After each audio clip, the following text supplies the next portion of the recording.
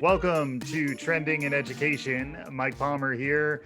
Very excited to be joined today by Glenn Albright. Glenn is the co-founder and director of research at a company called Kognito, doing really interesting work with simulations and behavioral sciences, behavioral research. We're going to be talking more to Glenn about that. But before we get into any of that, Glenn, welcome to Trending in Education. Thank you so much, Michael. Glad to be here. To begin, as a rite of initiation, we always like to hear our guests' origin stories, what got them to this point in their professional life.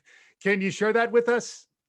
Sure, love to. So I'm an associate professor at Baruch College, which is one of the senior colleges of the City University of New York. And one of the courses that I taught way back in the late 1990s was a course called The Psychology of the Internet. And we always get very talented students, and very often in this case, I got students that knew a lot more than me about some of the aspects of the internet. So we got together and started to talk about the potential of using simulations to help people to learn, and put together a business proposal. That is, the students put together a business proposal and submitted it to Baruch's entrepreneurship competition. Mm-hmm. And they placed third, which gave them some seed money to be able to start Kognito. Mm-hmm. And that's where it all began. I've heard there is some research that you've been looking into around the way we perceive video or photorealistic humans in our simulations or our trainings versus more of a VR simulation, which is more what Kognito does. I believe there's some interesting findings, some interesting research that you've been doing. There's a lot of interesting research out there, and it's based on our understanding of how to make role play conversations in a virtual environment more effective. Uh-huh. When you and I role play with a virtual character, and this character is coded with emotions and memory and personality, and we'll react like a real person, okay? So we have a tendency to feel less judged. We have a tendency as a learner to feel safer and to open up. We're not concerned about negative feedback. Yeah. And we're willing to be more curious in interacting with the virtual character, more inquisitive. And it also reduces what we call social evaluative threat. Now, this is the anxiety that people feel in face-to-face role plays with an instructor and sometimes with other people around. Yeah, that almost sounds like Zoom fatigue. Yeah. Right. So you end up feeling anxious, and this reduces that anxiety because you're talking to a virtual human who is, again, not going to judge you. Yeah. And interestingly enough, there's also a decrease in transference reactions because the way virtual humans look, they have more of a neutral appearance. Mm-hmm. And so they don't remind you of a significant other in your life, in your past. Yeah. So it reduces that cognitive load that can interfere with a role play and what you're trying to teach a person to do. Yeah, it's fascinating. It immediately takes me to the Turing test and the uncanny valley, where as the robot becomes too human, you start to get creeped out and feel uncomfortable about it. That sense of otherness to the agent that you're interacting with, it's somehow wired into us. And then it's interesting to explore how you can design these experiences that are really there to train professionals in how to engage appropriately in complicated behavioral settings. Can you give us a little bit of context just to introduce folks to what Kognito is doing? Kognito is a health simulation company based in New York City. We started in 2003, and we create simulations that really train people how to navigate difficult conversations in the areas of health and behavioral health. Mm-hmm. So this is accomplished by placing the learner in a virtual environment where they engage in a conversation, where they could be a virtual patient, could be a student, as an example. Yeah. And in the process of engaging in this conversation, you learn to use evidence-based communication strategies to be able to effectively manage that conversation. Mm-hmm. So by that type of active learning, and that type of practice, and receiving feedback from a virtual coach along the way that either rewards you or reinforces you for correct conversation tactics or Yeah. makes other suggestions, you get really good at doing this in real life. Mm-hmm. So, for example, as a teacher, if I have a student that I'm a little bit concerned about because they seem depressed, withdrawn, this simulation, the practice, gives me the confidence and the ability to be able to approach that student, to be able to set up a safe and trusting environment with them so they feel that they can open up, Yeah. and then start talking about what's going on.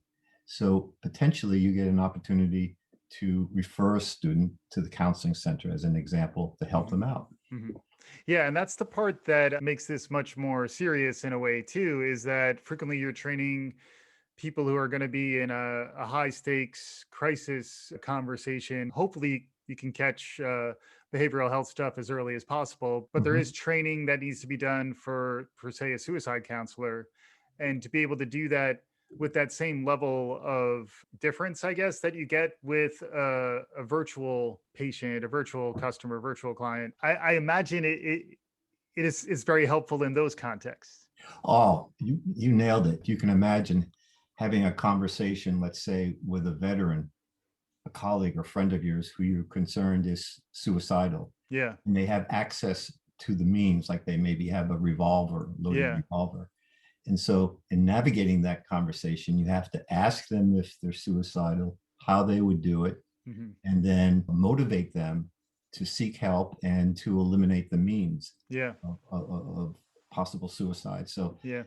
it, the only way you can really do that effectively is you practice at doing it. Right. And this is exactly what we do. Right. And some of the conversations can be very heavy. Some of them aren't heavy, but they prevent heaviness later on, if you Yeah. will. Yeah. Exactly. And you've been doing this a long time, so I imagine there is a certain art. You mentioned the science, but it also sounds like there is an artistry, Mhm. craftsmanship to the design thinking that really builds compelling instructional media. I've Oh, always felt yeah, that with yeah. this range of experience that you have. I'd love to hear some of your perspective. Well, the people that work at Cognito, the instructional designers, the animators, the script writers, they're incredible, and their hearts are in it. There's a very human feeling of being able to help other people manage these conversations and to make a difference in people's lives. In terms of my role, since I'm director of research, I am responsible for examining the efficacy of the simulations. Hmm. Do they work? Yeah. Do they change behavior? Do Hmm. they change people's attitudes? And that's really important. And once you have that information, then you can publish it in journals, you can Sure. do case studies and white papers and so on. Yeah. And also, you want adoption in hospitals and behavioral health centers, and they're going to want to see the evidence of the efficacy. And in a lot of these cases, they're very measurable outcomes, I would imagine. The outcomes that we look at are two very basic categories, if you will. One of them addresses changes in attitudinal constructs. And the three constructs we measure are self-efficacy, or confidence in your ability to, for example, identify a patient who is using substances. The second one is likelihood or behavioral intent. Are you confident? Do you have the behavioral intent? And then are you prepared? So that's preparedness, self-efficacy, and likelihood. If you change those constructs, you will influence the behavior because those constructs predict behavior. Hmm. And then the second important area is the actual measurement of behavior change. So if you go 3 months out or 6 months out, are those simulations influencing people's behaviors? Hmm. Yeah. Yeah. And then we haven't really gotten to the changes founded in 2003. That's quite a span of time to be managing this space. But fast forward to 2019 into 2020, that was one universe that we lived in. And then the pandemic hit. And one of the areas that I really wanted to get into with you is what's it been like leading an organization like Kognito in such a transformative year where everyone was immediately forced online and then also faced with Mhm. unprecedented trauma and psychological stress. What a place to be and to make a difference. We know the pandemic has created a mental health tsunami. And due to a number of reasons, ranging from unemployment, violence in the household, substance use, they predict 70,000 additional deaths because of just alcohol and suicide alone due to the pandemic. Mm-hmm. So you have a tremendous increase in anxiety disorders, depression, the whole gamut is having a tremendous impact on mental health. Yeah. And so to be able to have simulations where people can learn to identify when someone's struggling and how to engage them in a helpful conversation and then refer them is incredibly rewarding. And the other part about it that I really get excited is that when you teach people to be able to do this, you're more likely to help yourself. You're more likely to identify, hey, I have a problem and I know what to do. And that's incredibly important because it helps us to address the stigma that's associated with substance use, Yeah. mental health, et cetera. Yeah. Among the many awakenings around the transformative year that we've been through, the stigma around mental illness seems to be less strong perhaps than it was prior to the pandemic. I think there is more shared understanding of just the challenges that we're all facing. Everyone was suddenly confronted with these serious life challenges in some way, shape, or form. And I think that was an opportunity for us to become a little more reflective. Do you have to now somehow incorporate this transformative, meaning rich year that we've been living in into your simulations to help connect it to what people are feeling? Yeah, in terms of dealing with the different crises that are evolving and having simulations that address that, yes. So for example, we have simulations for pre-K 12 on trauma-informed teaching, how teachers can pick up trauma in students, how they handle it, how can they engage in what we've referred to as social emotional learning to create an environment that facilitates mental health and reduces stigma. We have simulations that are addressing diversity and inclusion, sexual misconduct prevention, simulations for veterans and active duty to help prevent suicide and address psychological distress before it becomes out of hand. So there's a whole bunch more. And a lot of this is driven by the needs that we're identifying and trying to meet those needs.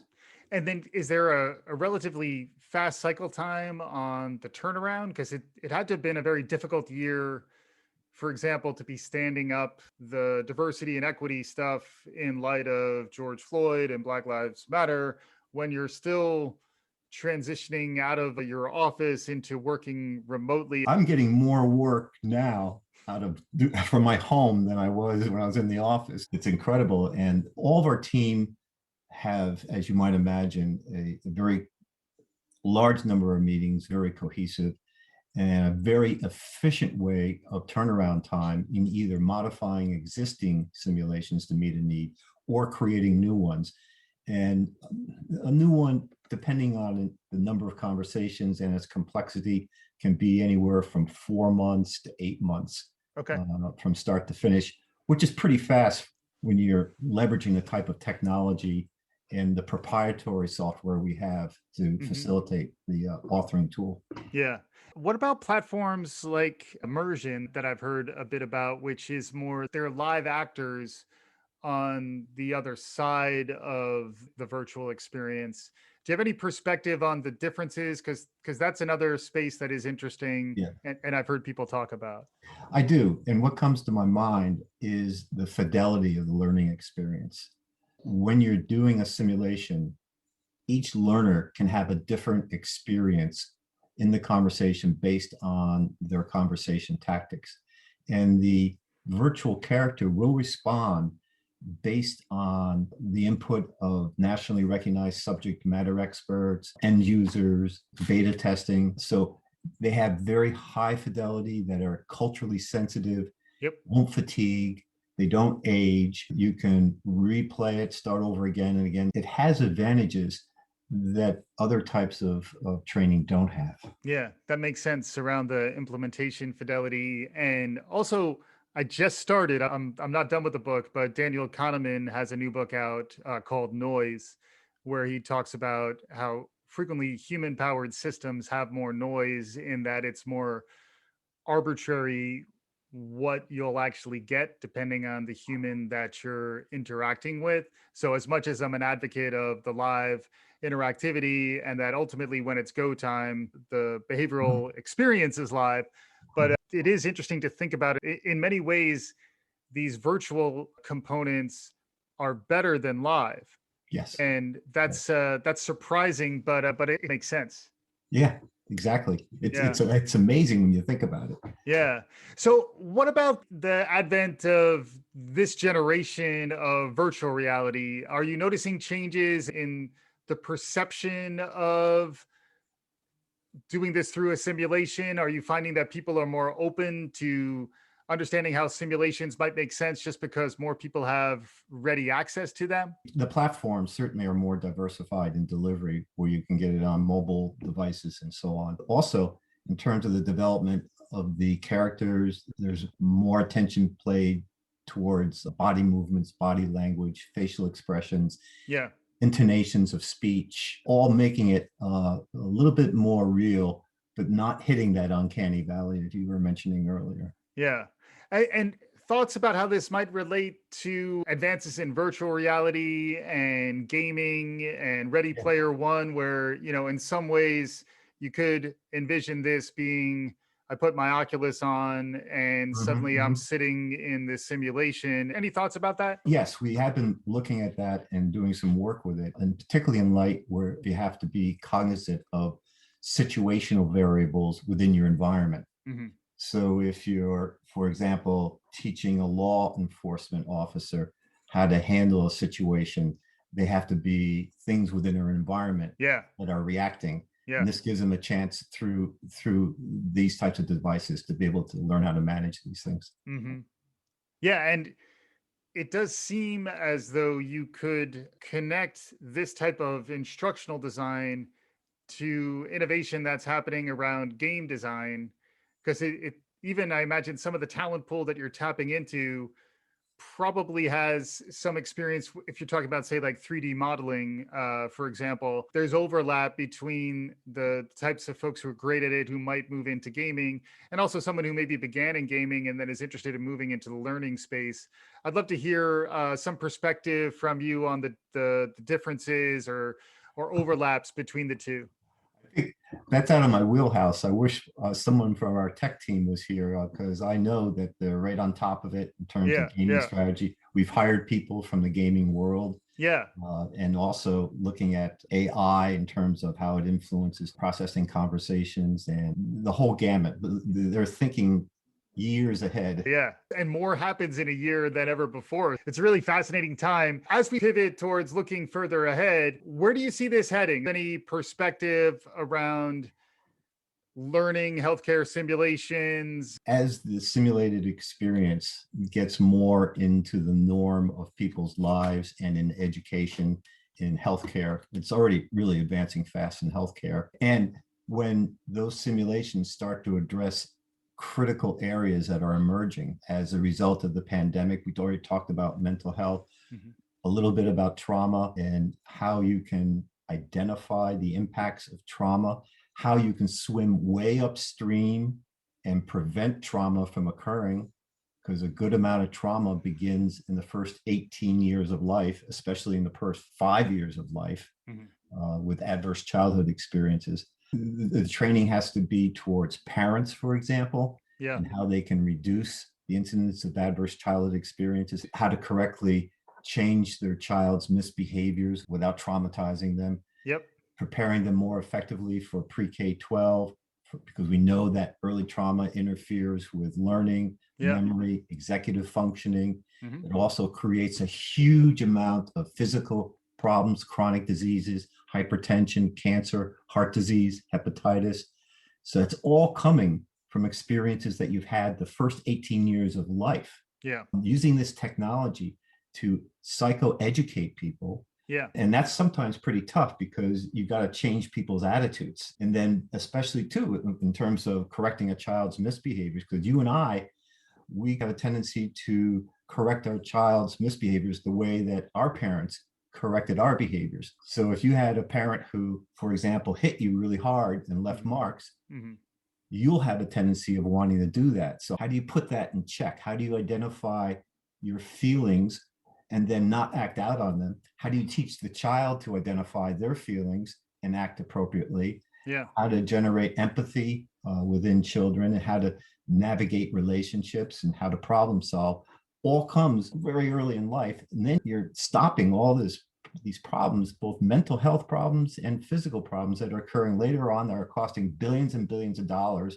every year of our economy. And we're not even addressing what's happening worldwide in terms of trauma and its impact, and how these simulations can be distributed, culturally sensitive, languages appropriate, to places around the world where school teachers, where civic leaders and so on can learn how to help, for example, children or adults who've been traumatized to work through it. Yeah. I'm not sure if that answered your question. No, that was good. That's the kind of stuff we like. I'll tell you something, just because you're a parent, okay? Yeah. These adverse childhood experiences, okay, before COVID came around, they were considered the number one public health concern because they create so much problems later on downstream. That makes sense. Yeah. And you know what, worldwide, what the most traumatizing event that's going to evolve? Water shortage. So you're going to have masses of populations moving, huge amounts of conflict as a result of that, and trauma. So what can we do about that? Yeah, it's some big ideas. And it is interesting to think through how part of what's happened in the last year is that parents have been activated in a new way in terms of their relationship to education. That's been a massive trend that we've seen, particularly in K-12 education, where what had been somebody else's problem suddenly became parents' problem in a very authentic way. And then to think about whether there's a way to grow the psychoeducation, which I hadn't really heard that term before, but the idea of the education of parents. I still joke when me and my wife, we had our son a couple weeks early, so we hadn't gone to parenting class. And we kept on telling the nurses and the folks who were the doctors, hang on, we're not ready to go so fast. We haven't had our parenting class yet. But if you think about how brief that is, and then it's gone, and then you're at home with your kid, and hopefully you have the wherewithal. Hopefully you're there with your partner and you're able to get it together. But it's a very difficult time in your life. And then if you add on top of that some profound distress, whether it is a water shortage or a public health emergency like what we've just been going through, it is a really interesting time to think about the readiness of folks to lean into this type of simulation-based education. Can you talk a bit about that? How widely adopted is simulation-based education, and what level of interest you've seen over the years? It's growing. We have over 1.5 million users, especially if it's supported by research, if it's evidence-based, if it's able to meet randomized controlled studies criteria. And the funding agencies for healthcare or higher education or K-12 really mandate that a simulation does work. And are you going to measure its impact at your hospital or facility or institution or whatever? We're very cognizant of that. That's why the research is so important to us. And so it is growing. Because I'm wondering, as a parent, my wife just bought me an Oculus Quest for my birthday recently. I could envision myself wearing the VR headset and going through like virtual parenting training, particularly if I could get some scoring. I could see this being a pretty compelling space. And do you envision any of that? Do you think this might cross over to the consumer side? We have a program that was funded by the Robert Wood Johnson Foundation. It's called Calm Parents, Healthy Kids. And a parent or caregiver is placed in one of 4 simulated situations that they have to manage with their child. The first one is their child pushes another child down on the playground. The second one, you're on a very important phone call and your child, 2 to 5 years of age, keeps on interrupting you. The third one is that you have to pick up your older child, and your younger child is really resisting getting ready. Yeah. And then the last one, your 2-year-old has a temper tantrum in the grocery store. Uh-huh. Now, all of these situations activate a parent, if you will, that activate a fight or flight response. Yes. And indeed, this is where parents can mishandle it. They don't understand the situation. They react out of their own anger. So let's give them some practice in how to manage these children and predict future events to prevent them from happening, which is swimming way upstream, as an example for consumers. We have virtual coaches for women who have triple negative breast cancer.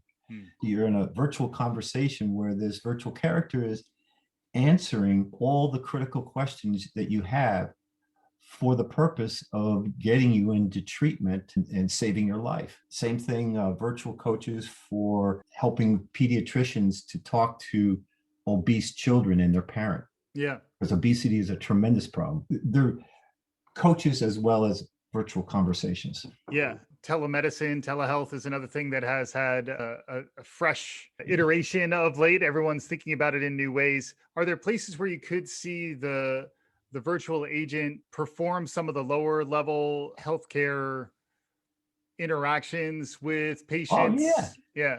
Yeah, absolutely. The exciting things on the frontier to have them be able to effectively do that. Yeah. Right now, we have simulations that train healthcare providers in how to conduct telehealth sessions, because they make a lot of mistakes. But you're taking it one step further. Let's get a little bit of information and then get the healthcare provider updated on where they're at before they enter the conversation. Because a lot of healthcare winds up being those levels of triage and, filtering. And you could imagine some of that filtering, particularly if people can do it from their homes or through an app, that it could scale so that the triage is better, so that you're only really bubbling up to the limited human professionals. The thing that's real important here is say that your part of your triage is a depression inventory that nurses and physicians often give in the office. Yeah. If you're sent online this inventory and you check yes, no, that's a very cold experience. So if you have a virtual character who's warm, empathic, understanding, and asks you questions in a way that makes you feel comfortable, that's where it's at. And that's going to actually impact on whether or not a patient continues on with the treatment and complies with the care plan. Yeah, really interesting stuff. Glenn Albright, thanks so much for joining. Before we let you go, we always love to ask our guests, what else out there in the world around us is capturing your imagination these days? So we've talked a lot about healthcare simulations. You can always bring it home with more in that space. But is there anything else out there that if folks are trying to understand where the world of learning is going, this would be useful for them to be thinking about? My passion, you already hit upon, and I talked about in terms of understanding the impact of trauma on people's lives. I teach graduate clinical students a course in trauma, grief, and recovery. And there's so many mental health professionals who don't know how to work with trauma. And so my passion and interest is to arm healthcare providers, mental health care providers, with the type of experience and information to be able to, really help people who've been traumatized. Yeah, I can tell the mission's coming through loud and clear. And it sounds like one great set of tools to help equip folks with what they need to be effective in those mental health scenarios are simulations, behavioral simulations like those that have been powered over the years by Kognito. So it does seem like there's some congruence to what you're doing in a nice way. This is amazing stuff, Glenn. And if folks want to learn more about Kognito, where should they go? There's a number of different simulations that you could take for a test drive on Kognito's site, and that's spelled KOGNITO.com. In addition to participating in some demos, you can get access to the research, the learning model, et cetera, et cetera. That's awesome. Glenn Albright is the co-founder and director of research at Kognito. He's a wonderful guest. Hopefully you enjoyed the conversation. We'll be back again soon. This is Trending in Education.